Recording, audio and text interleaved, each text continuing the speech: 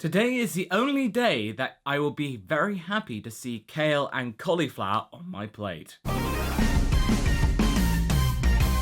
That's right everyone, Dragon Ball Super episode 114 just rolled along and things are getting literally mixed up. Intimidating passion, explosive birth of a new super warrior. Well, I'm not feeling intimate either. Where we last left off, Goku was trying to get some of his mojo back against Kale and Caulifla. And we basically just see Kale power. Whoa!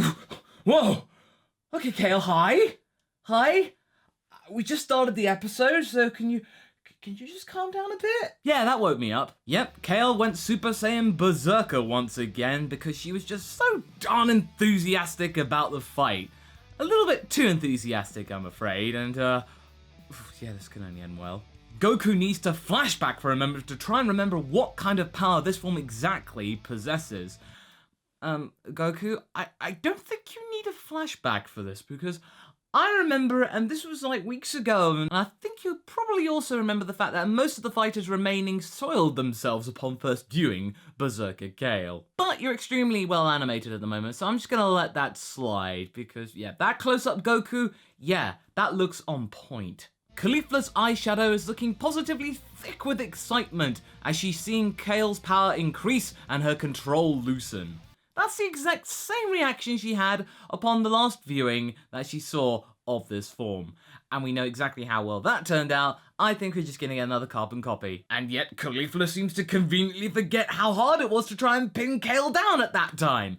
There's no Carver to try and deflect the blame here. I'm sorry if I seem to be just dragging things on right now, but I just really am in love with this sequence. The animation is so good. Even better than the 1 hour special. Whoever did the animation here, AJ, please let me know who did it, because wow. I really feel that today's title is somewhat justified, and that rarely happens. I'm not the only one thinking that either, because Jiren, whilst meditating, we see his hands twitch, and oh my god guys, we know how things are with Dragon Ball Super. The slightest inkling can mean that that character's evil. Goku smiles, that is evil. Goku's hair changes a certain color, that's evil. Jiren twitches for a moment, that's evil. Toppo scratches his face for a moment, oh, that's really evil. Oh, but Jiren thought he can have a literal power nap whilst everyone was fighting. I guess that's not going to happen there, bud. You're gonna have to get your hands dirty pretty soon. Which is also an issue that Toppo has to struggle with each and every day, as he's busy struggling against Vegeta. The 2-second fiddles stop their little ditty for a moment to actually witness Kale's intimidating power. Toppo then says that Saiyans probably shouldn't be underestimated, nor should their marketing potential. Naturally, Vegeta wants some of these compliments too, and he then does his whole thumbs up stick and going, enemy number 426, you're looking at the guy that's going to pound your butt, the Prince of all Saiyans. Yeah, I'm that guy. Oh dear, does another Jabberwocky need slaying Jeets? For now, I guess he'll just settle with the whole slow punching Toppo into the central pillar. Now here's a thought. If the pillar is destroyed, does that mean the Tournament of Power is over? Because no one on the actual battle arena nor up in the gods will actually know what the time is. Because I really think that the angels do not believe in the principle that is digital watches. Dragon Ball theorists, you take that. That one's on me. Kale's power then turns her into a Super Saiyan Nightlight as she's about ready to put Goku to bed. In a bed of pain! Not before we get the usual you-know-what. Then we get people standing around saying, oh my god, Kale is so great! This power is incredible! I've never felt this power before! You know, classic DBZ. It's because Kale doesn't recognize her anymore in this form, something that Caulifla didn't take into account. Even though this has happened at least twice before. And yeah, I know, Kale's not sad or lonely at the moment, and she's still able to transform into this being, but just the power still remains. Emotions run high, things got stirred, and she was stimulated into Super Saiyan Berserker. And it just means that the Super Saiyan color theory that Haverock and I posed a while back still remains strong, especially with Kale. However, Caulifla is so pumped right now that she chooses to forgive herself. How convenient. And she then tries to shift the focus right back onto Goku and how much she just loves her protege right now. She's so cool and awesome, and yeah, I'm not gonna try and make fun of this. It's actually genuinely sweet. Well played, Super. You're going somewhere with this for once. Okay, yep, carry on. Oh, look, you're even going with the whole best friend shtick. You're pulling a Mater and Lightning McQueen on us. And that is the last time I will ever refer to cars in a Dragon Ball Super review. And with that, Kale reverts back to her previous form whilst maintaining the power of her full Berserker form, truly controlling her hidden power. Alright, okay, this was all character building, and even though it's cliche, it was still well executed. It was storyboarded so well that I'm gonna give credit to Super for this one. It was actually a pretty good subversion because we all thought that, oh, we're just gonna get another bulldozing episode with Kale losing control, but no. She actually gained control and gained more character personality and ambition. Good on you. It made Kale finally realize that she's worth a damn in this cosmos. Good job. Goku cannot stop shaking right now, and he thinks this might all be down to her Saiyan instinct. And no, Kale does not know Ultra Instinct. That does not mean that. Just calm down. I bet there's at least a few of you out there that thought that when they saw that subtitle. All the while, Kale and Caulifla, or at least in terms of power and friendship it seems, have become equals, and they then actually see fit to try and go against Son Goku together. I know where you're thinking where this is going to go, and you are absolutely correct. But let's just wait for a moment. And yeah, the animation may have dipped at some points right now, but it's right back on point now, and that's where it counts. Right now, it's all coming up Team Universe 6, as Goku's being treated as a real Dragon Ball extra right now, just being pinballed around some boulders, not really figuring at all. Yeah, Goku, how does that feel? Now you know how it feels. And that's good, because Goku needs to be shown to be down on his luck every once in a while, to make any kind of power increase more meaningful, more significant, not just a cop-out. So anything that he gains right now will actually be more, pleasant. It needs to show that he's still mortal, and that he still remembers how to steal techniques, thanks to Ten Shinhan's solar flare. I guess that's all he's good for nowadays, huh? And yeah, don't worry, Krillin, you're good. He doesn't know about your variation on the solar flare.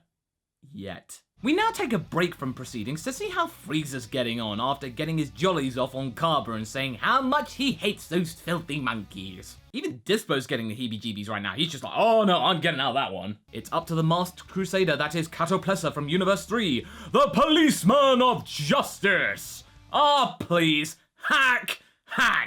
You are not justice. Topo is justice. You are just a has-been, you and your pee on the chest and your mask and your really small hands. You're not justice. I bet you don't even have a single attack with the word justice in it. But the Decarentia vibes are interrupted as Kale slams Goku through some rocks right through the middle of that encounter. Funny and awesome. Frieza is rather thrilled to see the Saiyans go at it against each other. It's like a little sampler before I dig into the main course and destroy you filthy monkeys once and all. Ooh, carry on, have fun. But Goku isn't having that. Before Frieza can actually launch a death ball right at them, he's all like, no, Freezer, that's a bad Freezer. Mine. Frieza, for now, settles for this, even though he was just about to blast Goku in the back. He will actually see the Saiyans just quibble amongst themselves for a time being. It's entertainment. He can take a break. We then turn our attention back to Katoplessa. I mean, come on, he's not going to be around for long. And we see his Modo Changey aping Kamen Rider some more, and then see him going fast. Gotta go fast, Katoplessa, and also be ignored. Goku is definitely on the back foot right now because Masako Nozawa, the voice actress for Goku, is definitely doing a lot of the Bwah! Yo, you know that's a bad sign for Goku. He tries to use instant transmission to dodge Caulifla, and then Caulifla's just like, oh hell no! And then just sees where Goku's going and then go boom! Yeah, okay Goku, you can't really rely on your stolen techniques anymore. So he has to resort to a technique that he was given. There's a difference, guys. This wasn't stolen. He didn't steal this. This was given to him. He may not have liked it, but he likes it now. Given, very important. And that is Super Saiyan God. Oh man, the animation is so crispy today. Super Saiyan God looks so pretty. Damn. However, the girls don't seem all that bothered and they continue their push against Goku. Goku now has to resort to Frieza's finger beams for a moment to try and figure out what to do.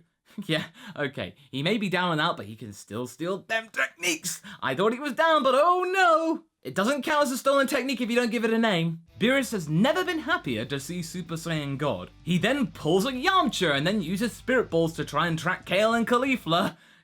It just doesn't stop, does it? And it ultimately hits Caulifla, knocking her out. Goku thinks that the battle is won, but Kale is happy to actually make it continue, despite the fact that her colleague is kind of badly injured. It's right about now that we start to get even more hints from what we saw in last week's preview. I told you months ago that we would see this again. That's right, I think you know where I'm about to go.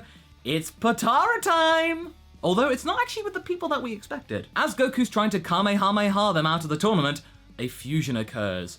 Lights flash. They then just surge right through the Kamehameha and land right back on the ring. And yeah, we're gonna get some very busy artists this weekend. Everybody, meet Kafla. We then get the staple flashback to confirm that this indeed happened, even though we saw it happen. So it turns out that Kafla's voice is in stereo, and that intrigues me because the whole thing about voices and Potara is meant to be derived on basis on personality strength, because we don't see that with Elder Kai because he's a Potara fusion. We didn't see that with Kibito Kai, and that was a Potara fusion. So it means they're actually on an equal footing, which is kind of interesting.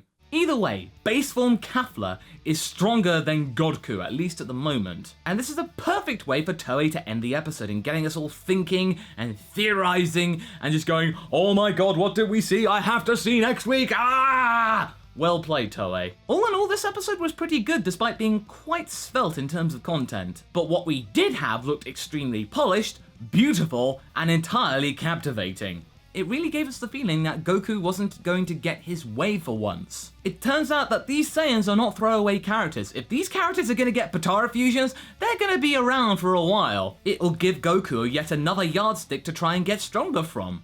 Nice. From the looks of it, Super is going to overdrive with this plot thread, and it actually is now good, judging from the preview, they're actually going to give some attention to some of the other plot threads too. We're going to get, thankfully, some more attention given to the remainder of Universe 7. I want to see Gohan and Piccolo fight the Namekians of Universe 6. I want to see exactly how strong 17 and 18 are against Kato Plessa, and see exactly how the speed of Mordor actually functions against them. You know, robot suit versus robot, I want to see that. It's got me curious, and that's the best thing that Super can do right now. Just get me wanting to watch next week's episode. But anyway, that was my review for Dragon Ball Super episode 114. Tune in next time for my review of episode 115. Until then, be sure to like and subscribe. Catch you later!